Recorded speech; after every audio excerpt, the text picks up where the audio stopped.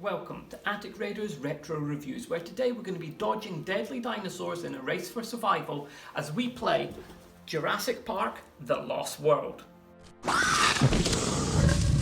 The Lost World was released by MB Games in 1997 in order to coincide with the release of the second movie in the Jurassic Park franchise, which came out the same year. This game is for ages 8 and up for 2 or more players, but let's stop right there. Despite the instructions saying that this is a 2 to 4 player game, it's really not. This is a 2-player game at heart. There are 2 sides in this game, dinosaurs and humans, but if you want to play with more than 2 players, people are going to have to team up to move each side.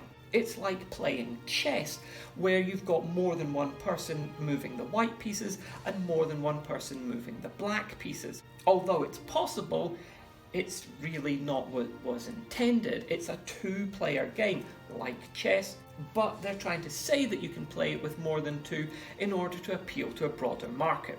The game replicates a section in the movie where Dr. Ian Malcolm, his daughter Kelly, his girlfriend Dr. Harding, and documentarian Nick Van Owen have to make their way through an old abandoned Indian base camp in order to radio for helicopter extraction while avoiding being eaten by raptors. Which makes it a bit strange that out of the 4 characters in that scene, only one of them is actually in this game. The other 3 are completely missing and replaced with other characters who aren't in that scene at all. It's a bit of an odd quirk, but it doesn't really affect gameplay or the enjoyment of this game.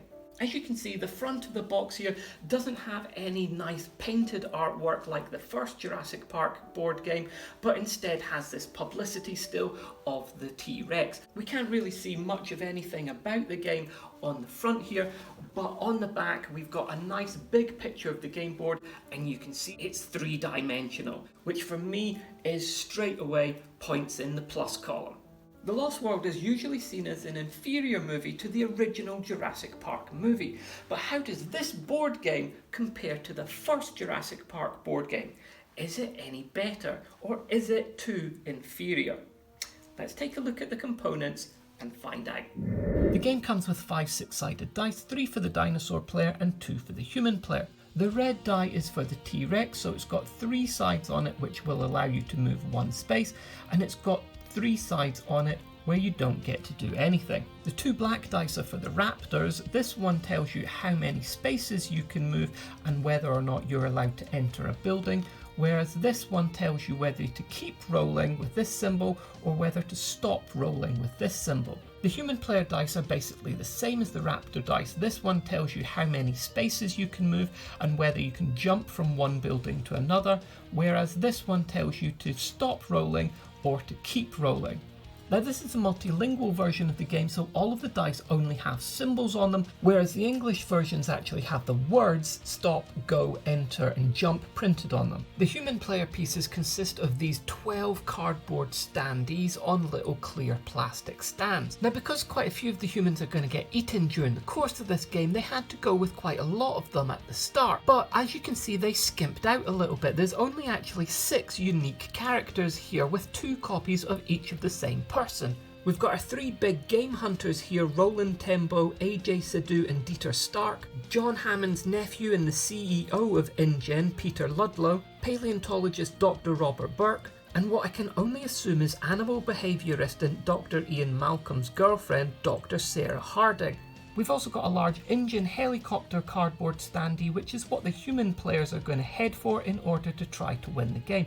It's a welcome addition, but it doesn't really serve any purpose as it doesn't move at all on the game board, so it's not really needed. One of the main selling points for the board game are these dinosaur miniatures. We've got 4 Velociraptors and 1 T-Rex, and as you can see the detail on these is really good. They've all got the JP logo embossed onto their thigh so that you know that these are official Jurassic Park dinosaurs, and the sculpt just captures so much. Look, you can even see his ribs sticking out through his skin here. The T-Rex looks great, and the Velociraptors are just the same. They look like they're straight out of the movie. Now these pieces are exactly the same as the dinosaurs created for the first Jurassic Park board game, but obviously cast in a different colour of plastic. There's obviously no spitters which feature in the first board game, but the velociraptors are the same and the T-Rex is the same, probably from the same moulds from the factory. The first board game features 16 dinosaur miniatures and this one only features 5, so the first board game obviously is doing much better in that respect. We've got a whole village worth of cardboard buildings here. There's 10 buildings in total, and although I'm not usually a fan of cardboard pieces, they've actually done a really nice job with these. They're all different shapes and sizes and heights and colours, and they've gone to a lot of effort of painting in some really nice details on these. The board itself is made from a nice thick quality cardboard and has actually got 3 fold lines in it, so that when you open it up, it's actually a really quite a substantial size. This thing is pretty big. In order to set up the game, we're first of all going to put the buildings onto their lettered spaces. Now the buildings, once they've been punched out and built up, do not actually have any letters printed on them. So trying to find out which space they should go on can be a little bit tricky. So once you've figured it all out, make sure that you label them with letters on the inside so that it's nice and easy for you to set up the game each time.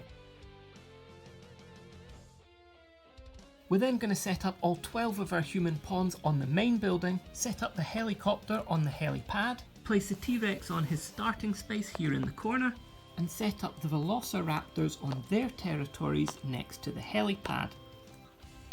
The point of the game then for the human player is to get across the board to the helipad and the helicopter and escape the island without getting eaten by the dinosaurs. Whereas the goal for the dinosaur player is to try to eat as many humans as they can. The human player always goes first, so they're going to take the 2 white dice and roll them to show them what to do. In this case, because we've got a 4 and a go again, I'm going to take 1 human playing piece and I'm going to move it 4 spaces, 1, 2, 3, 4, and then I get to roll again and move again with that piece. This is a jump symbol which relates to these spaces on the top of buildings, but I don't have anyone there, so I don't do anything, but I do get to roll again. Now I get to move 4 spaces and then I've got to stop. So I'm going to move 1, 2, 3, and because I'm on this diamond sign here, I can then move 4 up into this building where I'll be safe from the raptors. It's then going to go over to the dinosaur player who's going to roll these 3 dice, and this tells me that I can move the T-Rex 1 space forward, so he's going to go onto the 10, and then I can move 1 raptor 2 spaces, but then I have to stop. Now the humans have to use these white circle spaces in order to move around the board, but the raptors don't. They use these red marked off territories. So I'm going to take any one of my 4 raptors and move it 1, 2 territories. It then goes back to the human player who's going to roll the dice and try to get some more of their playing pieces off of this main building. Now everyone in this building is safe from the raptors, but they're not safe from the T-Rex, because as soon as the T-Rex moves all the way along this stompy path here, remembering that it can only move 1 space at a time if this symbol is rolled. If this symbol is rolled, then it doesn't move at all. Once it eventually gets from the 1 and rolls 1 more to here, then it's going to eat absolutely everybody that is still left in this building. So you want to clear out as many people as you can, as quickly as you can, because this T-Rex basically acts as a timer. Once the T-Rex gets to the main building and eats everyone, then its job's over. It doesn't move any further and it doesn't come out in order to chase anyone. So at that point you can stop rolling the red die. As you move the humans around, if you get a go symbol, you can continue to move the same playing piece or you can move a different pawn. You just want to make sure that you're not exposed to the raptors when you get that stop sign. The only truly safe space on this entire board, apart from the helipad, is this junkyard space here in the centre, because raptors are not allowed in here. So you're going to want to try to move your humans into there as quickly as possible, but you can only get in via these 3 diamond spaces, so you're going to have to plan your moves ahead. As you're moving around, humans can move past other humans on the path, but they can't stop on the same space as them. unless you happen to be jumping onto a building, in which case you're allowed to have more than one human on there. If you have a human hiding out on a building that's got one of these jump symbols on the roof and you roll a jump symbol on the die on your go, then you can move them from that building to the adjacent building which has these footprint markers on them. That way you don't have to go down onto the ground at all and potentially get attacked by a raptor. Once you've reached the safety of a rooftop, you can on your next go exit it via any of the diamond spaces which lead onto there.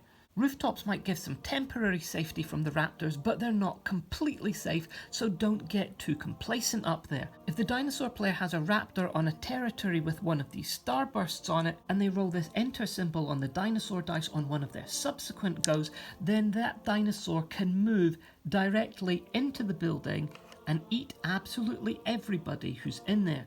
They have to roll the enter symbol to get into the building, but once in they can stay there as long as they like, and they can move out of it via the diamond spaces on any of their subsequent turns. As a human player, you can move through territories that raptors are already in, and even stop there as long as you've rolled a go and that's not the end of your turn. As long as you can move out of it, then you're going to be safe. If your turn ended in that raptor territory, then you would get eaten immediately. Raptors cannot move into or through a territory that's already occupied by another raptor, but they can move into a territory that's already got humans in it. For the dinosaur player, that is the entire point of the game. They want to try to move into those territories because that means that they then get to eat everybody who's in there. They get to eat everybody in all of the territories that they pass through. If the human player manages to get 3 of their 12 playing pieces onto the helipad, then they win the game. If the dinosaur player manages to eat 10 of the 12 humans, then they win. As you can see, the rules are really easy to learn and remember, but the gameplay mechanism that's in place here makes this a really fun game. Essentially, it's a roll and move, but the use of that stop and go dice adds a whole new element to it with a bit of push your luck. That 50-50 of whether or not you're going to be able to continue moving or going to have to stop really does mean that you're going to have to think and plan ahead. Because sometimes you can continue to roll goes and move all the way through a raptor occupied territory safely, but other times you might end up rolling a stop symbol when you're in the middle of a dangerous territory and get eaten immediately. And you're also going to have to think about how you're using your dice rolls in order to get your players out of the main building at the beginning of the game. Do you take one playing piece out at a time and keep moving them until they're in a safe space where the raptors can't get them? Or do you use those dice rolls to move as many people out of the main building as you can while it's your go, so that they're going to be safe from the T-Rex, but left exposed in areas where they could be attacked by raptors? You might want to concentrate on just one person at a time in order to get them to safety, but remember, as soon as that T-Rex gets to the main building, then everyone who's left in there is wiped out. So you really do have to weigh up your options.